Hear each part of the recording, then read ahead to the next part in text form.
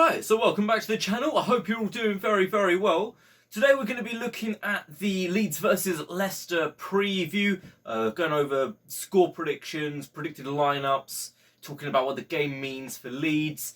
I'm also going to be discussing some of the rumours that circulate around a particular Leeds star potentially on his way out of the club.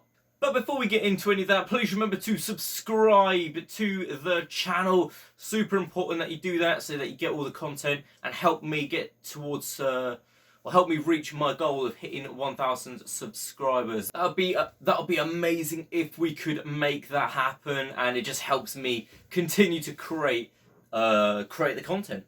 Make sure you also turn the bell notifications on so you never miss a video whenever they drop. That would be awesome as well. But the player that we're going to be talking about today is Alioski. Lots of rumours coming out that he potentially could be on his way out to the Turkish giants Fenerbahce of all clubs. The North Macedonia international has only got 5 months left on his contract. He is a free agent come the summer, and apparently Leeds and Alioski have not reached an agreement yet on a renewal or a contract extension or anything like that. Nothing's been agreed. Alioski himself has said that he wants to stay at the club, and there is a general feeling that there's no need to worry, no need to panic, and that he will stay on at Leeds. But my question today is, should he stay at Leeds, or is it the best thing for him and the club for him to look at a move elsewhere? Alioski is one of my favourite players in the club. I think he represents everything that Leeds is, the heart and soul that he has, and the effort that he gives every single game. It's a little bit of a rare talent, I suppose. The willingness to give everything on the pitch, game in and game out, and kind of consistently give 100%. You don't see that a lot in the top 6 clubs. I don't think you see that at all over there. No one will question Alioski's work rate at all, or energy or effort given. Absolutely not. He's one of the players that gives, I think, the most effort. Talent and ability-wise, he's an excellent attacking player. He's utilised on the wing for his country. In the Leeds squad, though, Bielsa utilises him as a kind of a left wing back, a left back. And defensively, we all know Alioski isn't great. He's got a lot more developmental work to do in that area of his game. And the point that I really want to make is, going forwards, Leeds as a established Premier League club need to start filling in a lot of the kind of positions around the pitch with Premier League caliber players. We've already done that with Rafinha, and as a result, Helder Costa has found himself dropped from the team. You can make a case that there's no doubt Rafinha is the better player, and he is the Premier League caliber player, and Helder Costa maybe isn't. He's maybe a championship level player. We need to start doing that all over the pitch. We need to do that in our midfield. We need to do that in our defence.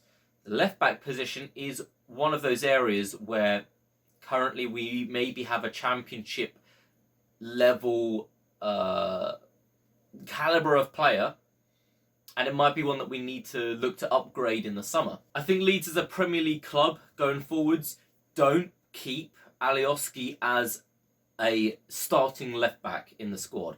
Now, I think there's a case to be made for him to be a squad player, and that's what I personally would like. I think in the 4 years that he's been here, he has been one of the one of the most reliable servants that this club has ever seen. Very rarely is he plagued by injury, and like we've already said, he gives everything, absolutely everything on the pitch. So, I mean, for me personally, I would keep him as a backup. I think he's an excellent squad player, and he would make an excellent kind of reserve, off the bench, substitute appearance to run rings around the opposition when they're tired. Is it fair for him, though, if he wants to continue having regular game time, maybe it is the best thing for his career to look to make a move? It's just as long as it's not to Fenerbahce. But let me know in the comments what you think about the Alioski rumours. Is it the best thing for him to move on, or would you like to see him stay at the club? Is he good enough to continue starting in a Leeds Premier League team next season? Let me know. But now we're going to get on to our Leeds versus Leicester preview. What a game. I remember the reverse fixture fairly early on last season. That was, I think, the first real wake-up call that Leeds got. That we weren't in the Championship anymore. We were in the big boys league, and we got smacked up quite heavily. I think to welcome us to that level. It was one of those games. I think again we were really heavily hampered by the pitch. It wasn't in the best of conditions. I believe it was raining quite heavily that day as well. But we're not going to blame those. We're not going to be at Arsenal and blame the rain for the players' performance. We just didn't show up that day. It wasn't a great showing. Leicester showed up. They played really, really well, and they exposed us. They've got such a quality attacking team, and they exposed our defensive weaknesses. Leicester currently on a little bit of a good run at the moment, really challenging for those top 4 Champions League spaces, and you can't argue with the quality in depth that Leicester have in their squad. They've got an exceptional midfield, players like Tielemans, Maddison. I think Ndidi might be injured, but these players are world class.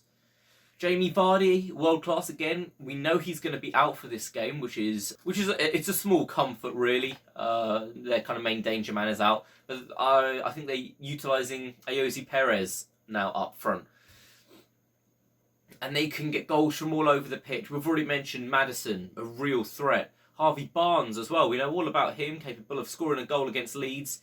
He'll probably give Luke Ayling an absolutely torrid time. So this isn't a game that I envisage Leicester sitting back. We've seen that a lot with teams over the last couple of games for Leeds. We've seen Newcastle do it. Burnley have done it. And yeah, they've looked to hit us on the break. That seems to be the common tactic against the Bielsa's Leeds. But I don't think Leicester are going to go down that route. I reckon that they'll attack. They'll attack hard. I think they'll have a lot of possession, and they will look to attack down the middle and down the wings. And this game is going to be all about, how we've already shown that we can be resilient in defence. We can grit our teeth and dig in to get a result. But we need to make sure that we're not helping Leicester at their game. So we need to try and control possession a little bit better. The pass completion rate for the Newcastle game was only 60%.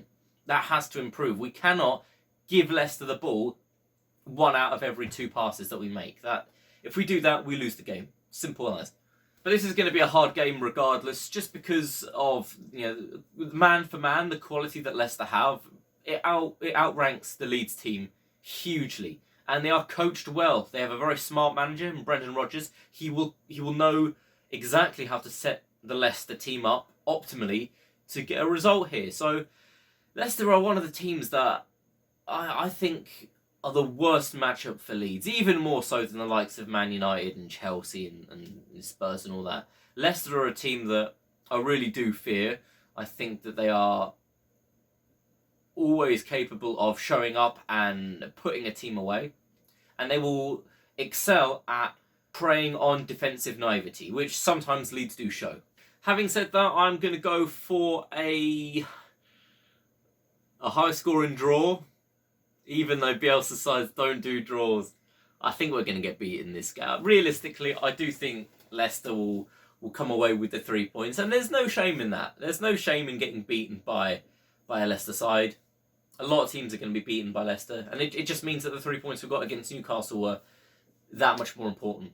But I'm never going to back my team to not pick up at least a point. So, a high-scoring draw. I'm going to go 2-2.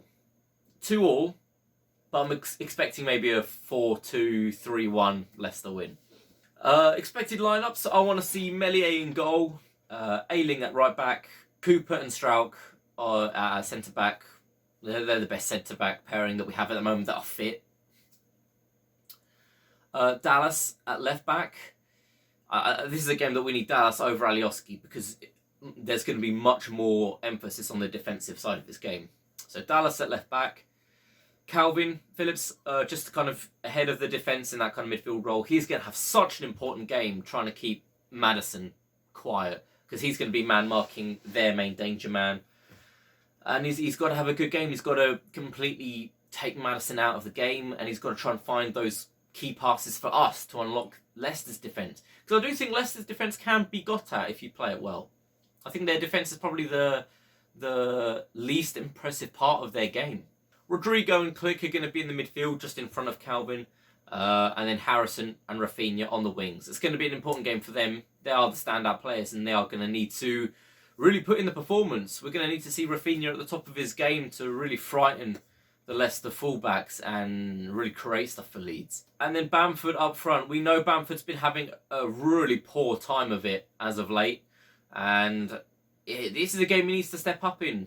He's a strong, he's a powerful forward. He's good in the air. We know he can be good in the air, but he needs to be better on. This is a game where he has to be better at holding the ball up and bringing Rodrigo and Click in.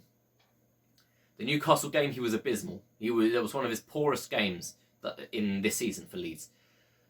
I'll start him, but he needs to start performing.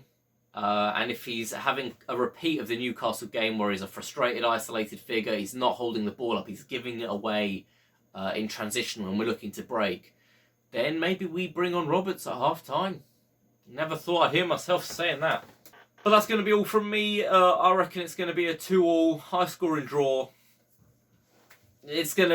I'll be happy with a draw. I think a point from this game would be an amazing result for Leeds.